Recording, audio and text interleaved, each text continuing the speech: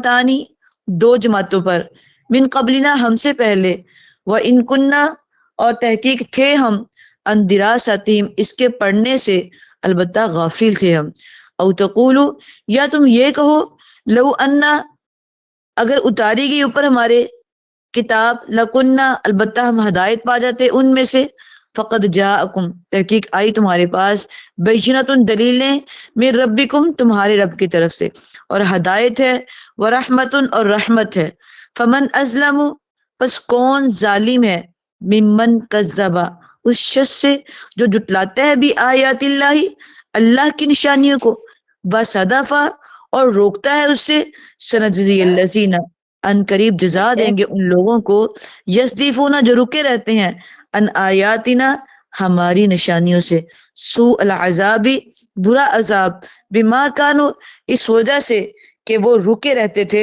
یا وہ دور رہتے تھے ہماری آیات سے۔ ان آیات میں اللہ تعالیٰ یہ کہہ رہے کہ تمہارے بہانے نہیں چلیں گے، تم یہ کہو کہ ہم سن نہیں سکے یا ہمیں پتہ نہیں چل سکا۔ جب آپ دنیا سے جائیں گے نا، اگر آپ نے کتاب اللہ پہ عمل نہیں کیا اور حدیث پہ عمل نہیں کیا، تو جب فرشتے جان نکالتے ہیں نا، ان کے ہاتھوں میں لوہے کے گز ہوتے ہیں، یہ لمبے لمبے ہوتے ہیں، لوہے کے ہوتے ہیں، اور ان کے نا سارے گز پہ کانٹے لگے ہوتے ہیں جن کو آکڑے بولتے ہیں حدیث میں، وہ لگے ہوتے ہیں، اور وہ جب جان نکالیں گے نا آپ کی، وہ لوہے کے گز مار مار کے نکالیں گے، اور آپ چیخو پکار کریں گے، اور آپ آگے سے کہیں گے کہ ہمیں نہیں پتا چلا سکا بات کا، ہمیں سمجھانے والے آئے تھے لیکن ہمیں نہیں پتا چل سکا۔ تو فرشتے آ کہیں گے کہ جب آپ کو سمجھانے والے آئے تھے تو آپ نے غور کیوں نہیں کیا؟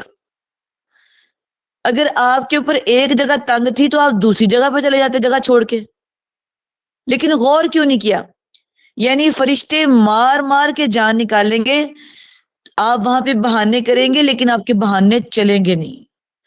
اسی طرح نہ دنیا میں آپ کا بہانہ چلے گا کہ ہمیں پتہ نہیں چل سکا۔ آج کون سا انسان ایسا ہے جس تک قرآن نہیں پہنچا، جس تک حدیث نہیں پہنچی؟ دنیا کے آپ کسی بھی کونے میں چلے جائیں، نیٹ کے جہاں نقصانات ہیں وہاں پہ اس کے فوائد اتنے زیادہ ہے اگر ہم حاصل کریں تو۔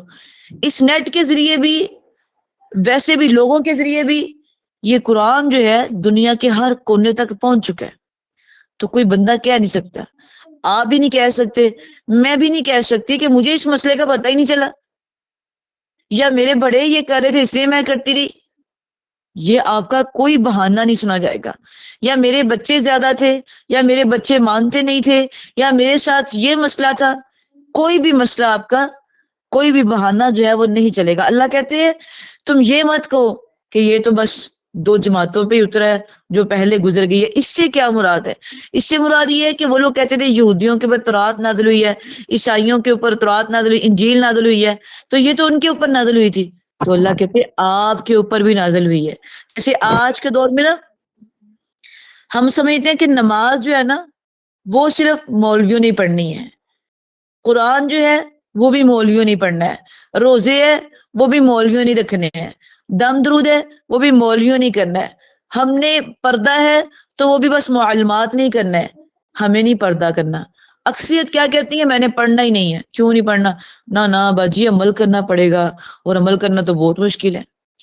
آپ کو کیا لگتا ہے کہ اگر آپ نہیں پڑھیں گی تو آپ سے سوال نہیں ہوں گے؟ پھر بھی آپ سے سوال ہوں گے، سارے ہی ہوں گے، جتنے ایک معلمہ سے ہوں گے، جتنے ایک قاری صاحب سے ہوں گے، جتنے ایک مولوی صاحب سے ہوں گے، اتنے ہی سارے سوال آپ سے بھی ہوں گے۔ پوچھا جائے گا کہ آپ نے بچوں کی تربیت کیوں نہیں کی، اور یہی سوال معلمہ سے بھی ہوگا۔ پوچھا جائے گا کہ آپ نے جوانی کہاں لگائی، یہی سوال معلمہ سے بھی ہوگا۔ آپ سے پوچھا جائے گا کہ آپ نے پردہ کیوں نہیں کیا، یہی سوال اس سے بھی ہوگا، قاری صاحب سے بھی یہی ہوگا، معلمہ سے بھی یہی ہوگا۔ یعنی جو سوال معلمہ سے ہے وہی سوال آپ سے ہے۔ تو یہ ہرگز نہ کہا کریں کہ میں نے نہیں پڑھنا، مجھے عمل کرنا پڑے گا۔ عمل آپ پڑھے چاہے نہ پڑھے آپ کو کرنا پڑے گا۔ ہاں اتنا فرق ہے کہ عالم کی جو سزا ہے نا وہ بڑھ جاتی ہے، وہ اگر عمل ہی نہ کرتا اس کی سزا بڑھ جاتی ہے، قیامت کے دن، قبر کے دن، محشر کے اندر، جہنم کے اندر اس کی سزا بڑھ جائے گی۔ لیکن اگر وہ عمل کرے گا تو اس کی جزا بھی بڑھ جائے گی. جیسے قاری قرآن کے بارے میں آتا ہے نا کہ قاری قرآن جو قرآن کو پڑھنے والا دن رات اس کے اوپر عمل کرنے والا ہے، وہ جب قیامت کا دن ہوگا نا، اللہ اس کو کہیں گے تمہارا کوئی حساب نہیں. وہ قبر میں جاتا ہے، اللہ قبر کی مٹی سے کہتا ہے کہ اے قبر، میرے قاری قرآن کو جسم کو کھانا نہیں ہے. وہ کہتی ہے اللہ میں اسے کیسے کھا سکتا ہوں، کھا سکتی ہوں، اس کے سینے میں تو تیرا قرآن ہے. قبر میں پروٹوکول اس کتاب کی وجہ سے، محشر میں پروٹوکول اس کتاب کی وجہ سے. پوری دنیا کھڑی ہوگی، پورا محشر کا میدان لگا ہوگا، لوگ رو رہے ہوں گے، گھبرا رہے ہوں گے، ربی نفسی کر رہے ہوں گے، لیکن خوش نصیبی ہوگی قاری قرآن کی. اللہ کہیں گے میرے عرش کے سائے کے نیچے آ جاؤ. نمبر 2، اللہ کہیں گے تمہارا کوئی حساب کتاب نہیں. 3، تم جاؤ قرآن پڑھتے جاؤ اور جنت کی سیڑھیاں چڑھتے جاؤ. نمبر 4، اللہ کہیں گے آج میں نے تمہارے والدین کو بھی ہیروں کے تاج پہنا دیے ہیں، اور اس کے بعد ماں باپ کو بھی لے کے وہ ایسے ہی مشرک نہ ہو، بغیر حساب کتاب کے ایسے ہی ان کو لے کے وہ جنت کی سیڑھیاں چڑھ رہے ہوں گے. اور جب جنت میں جا رہے ہوں گے قرآن پڑھتے جا رہے ہوں گے، کوئی ان کو ٹینشن نہیں ہوگی، کوئی ان کو پریشانی نہیں ہوگی. اتنا زبردست منظر ہوگا، اتنا پیارا منظر ہوگا کہ وہاں پہ وہ لوگ حسرت کر رہے ہوں گے جو کہ آج اچھا نہیں سمجھتے اپنے بچوں کو اس سائڈ پہ لگانا. لو جی بچہ پھر مولوی بن جاتا ہے، لو جی بچہ پھر مولما ہی بن جاتا ہے، مولما ہی بچی بن جاتی ہے، لو جی بچی پھر کسی کو ملتی جلتی نہیں ہے، بچی پھر یہ ہو جاتی ہے وہ ہو جاتی ہے. یہ سارے لوگ پھر قیامت کے دن وہاں پہ حسرت کی نگاہ سے دیکھیں، کہیں گے کاش ہم بھی اس کتاب کو حاصل کر لیتے جس کو آج اللہ ہمیں دے رہا ہے کہ لو اس کتاب کو پڑھو، اس کتاب کو سمجھو، اس کتاب کو. آج اللہ بار بار ہمیں دے رہے ہیں کہ پڑھو اس کتاب کو، دیکھو. اور ساتھ میں کیا کہہ رہا ہے کہ قیامت کے دن تمہارا کوئی بہانہ نہیں چلنا. وَإِن كُنَّا عَن دِرَاسَتِهِمْ، وہ بھی یہی کہیں گے کہ ہم تو غافل تھے اس کے پڑھنے سے، کہیں تم بھی ان میں شامل نہ ہو جانا. یعنی ہمیں کہا جا رہا ہے کہیں ہم لوگ بھی اس میں شامل نہ ہو جائیں کہ ہم اس کو پڑھے ہی نہ، کھول لے ہی نہ ہم اس کو. تو اگر آپ قاری قرآن نہیں بھی ہیں تو روٹین بنائیں اپنے گھر میں کہ اگر آپ فجر کے ٹائم اٹھتے ہیں یا تہجد کے ٹائم اٹھتے ہیں تو کم از کم آپ اس قرآن کے ایک سپارہ تو ڈیلی پڑھے نا. ایک نہیں پڑھ سکتے، ہاف تو پڑھے نا. ہاف تو کوئی زیادہ نہیں ہے، یہ تو پڑھے. اگر آپ پڑھیں گے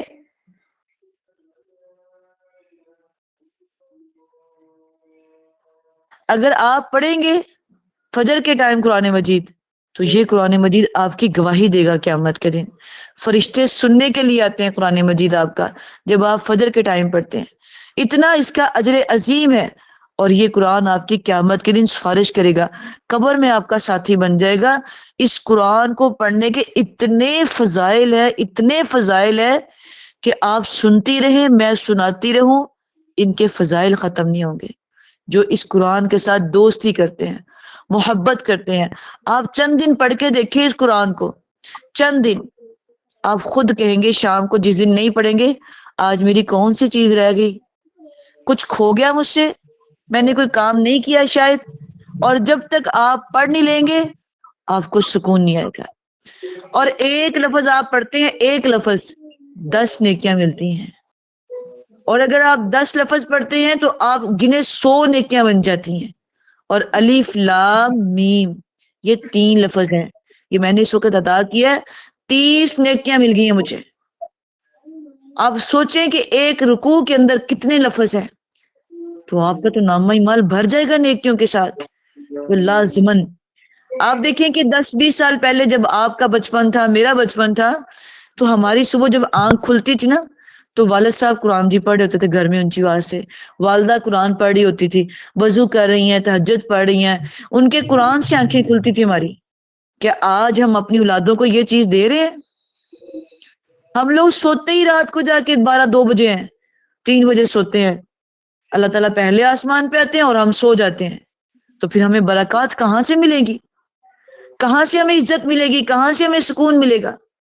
تو لہٰذا اس قرآن کو نہ پڑھنے کا آپ کا کوئی بہانہ نہیں چلے گا. اور دوسری آیت میں اللہ کہہ رہے ہیں کہ اس قرآن کو ہم نے نازل کیا ہے ہدایت بنا کے. فقد جاءکم بینۃ، کون سی ایسی دلیل ہے جو اس قرآن کے اندر موجود نہیں ہے؟ آپ کے گھر میں فوتگی ہو گئی ہے، آپ قرآن سے دیکھ سکتے ہیں کہ میں نے فوتگی کے جو 3-4 دن ہے کیسے گزارنے ہیں. آپ کے گھر میں شادی ہے، آپ قرآن سے دیکھ سکتے ہیں کہ میں نے شادی گھر میں کیسے کرنی ہے. آپ کے گھر میں کوئی گھر بنا رہی ہیں آپ، تو آپ قرآن سے دیکھ سکتی ہیں کہ میں نے کیسے چلنا ہے. کاروبار شروع کرنے لگی ہے تو آپ قرآن سے دیکھ سکتی ہیں کہ میرے لیے کون سا کاروبار حلال ہے، کون سا حرام ہے. یعنی کون سا ایسا مسئلہ ہے جو اس قرآن کے اندر نہیں ہے. اس لیے کہا جا رہا ہے کہ یہ قرآن آپ کے لیے ہدایت ہے. اور جب سب سے مزے کی بات جو اس قرآن کو سیکھنے کے بعد ہمیں ملتی ہے، جو کہ خوشی سے آنسو آ جاتے ہیں کہ اللہ آپ اتنے مہربان ہیں اور ہمارے نبی ہمارے اوپر اتنے مہربان تھے.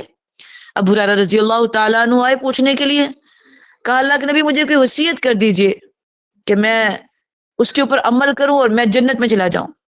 کہا ابو ہریرہ قرآن سیکھا کرو اور سکھایا کرو. کہا اللہ کے نبی اچھا، یہ تو کام پہلے بھی کر رہا ہوں. کہا یہی کرو. کہا کیا فائدہ ہے اس کا؟ کہا ابو ہریرہ تم دنیا سے چلے جاؤ گے، 70,000 فرشتوں کی اللہ ڈیوٹی لگا دے گا. کس کام کی؟ تمہاری قبر پہ دعائے مغفرت کریں گے، صبح بھی کریں گے اور شام بھی کریں گے. کس کی قبر پہ؟ جو قرآن سیکھتا اور سکھاتا دنیا سے چلا جاتا ہے. ہم لوگ بھی سیکھ رہے ہیں، سکھا رہے ہیں. تو یہ مت سوچا کرے کہ مجھے کلاس لینی پڑے گی، آج مجھے یہ کام ہے وہ کر لوں، پہلے وہ کر لوں. سارے کام کور کریں کہ نہیں میں نے قرآن کلاس لینی ہے قرآن کی، اور اللہ سے کہ اللہ آپ کی رضا کے لیے لے رہی ہوں، اللہ میں طالب علم بن کے لے رہی ہوں، اللہ مجھے طالب علموں میں ہی اٹھانا قیامت کے دن، مجھے موت بھی دینا تو طالب علموں میں دینا. آپ یقین کریں شہادت کی موت کا ثواب، اور فرشتے صبح و شام آپ کی قبر پہ دعائیں، اور جو قیامت کے دن پھر آپ کے لیے پروٹوکول ہے اس کا تو کوئی حساب ہی نہیں ہے. اتنے عظیم ہیں ہم، اللہ کے ہاں ہماری اتنی شان ہے، اللہ کے ہاں ہماری اتنی عزت ہے، اتنا پروٹوکول ہے. دنیا میں ہمیں کوئی 2-4 دن پروٹوکول دے دے تو ہم اس کی گنتی گاتے ہیں، بار بار اس کو گنتے ہیں، کہتے ہیں بڑا اچھا بندہ ہے، بڑی اچھی بندی ہے، بڑی عزت کرنے والی ہے. تو کیا خیال ہے آپ کا جب اللہ آپ کو عزت دے گا قیامت کے دن؟ وہ دنیا میں بھی دے رہا ہے. جو آپ کے گھر میں بچہ قرآن پڑھتا ہے اس کو آپ کتنی عزت دیتے ہو، اے میرا حافظ قرآن آ گیا، اے میری حافظ قرآن آ گئی. آپ یقین کریں اس کو علیحدہ ہی پروٹوکول دے دے کے نا اس کو عجیب ہم اس کی عادتیں بنا دیتے ہیں، بگاڑ دیتے ہیں اس کی. اور یہ اس کی عزت اس کے ہمارے دلوں میں کون ڈالتا ہے؟ اللہ ہی ڈالتا ہے نا. تو آج ہم بھی اس قرآن کو سیکھ رہے ہیں اور سکھا رہے ہیں، تو اس کو اپنے لیے ہدایت بنائیں. یہود النصارہ والا طریقہ کار اختیار نہ کریں، پڑھ لیا اور چھوڑ دیا. میں بارہا آپ لوگوں کو یہ بات کہتی ہوں، سیکھنے والی سائڈ پہ آئیں، عمل والی سائڈ پہ آئیں. فقد جاءکم بینۃ من ربکم، یہ کتاب تمہارے لیے دلیل ہے، ہدایت ہے، رحمت ہے. فمن اسلم، بس کون ظالم ہے اس شخص سے جو جھٹلاتا ہے اللہ کی آیتوں کو.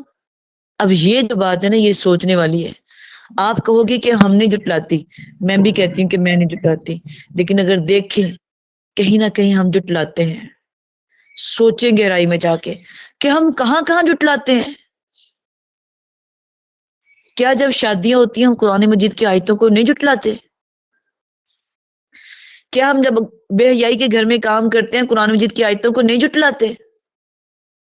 کیا جب ہم نماز نہیں پڑھتے قرآن مجید میں 750 بار آیا کہ نماز فرض ہے، نماز پڑھے، نماز پڑھے، ایک نماز چھوڑتے ہیں ہم تو قرآن مجید کا 750 بار انکار کرتے ہیں. تو یہ جھٹلانا ہی تو ہے. کفار جھٹلاتے ہیں اللہ کے ساتھ شراکت کر کے، اور ہم جھٹلاتے ہیں احکامات کو نہ مان کے.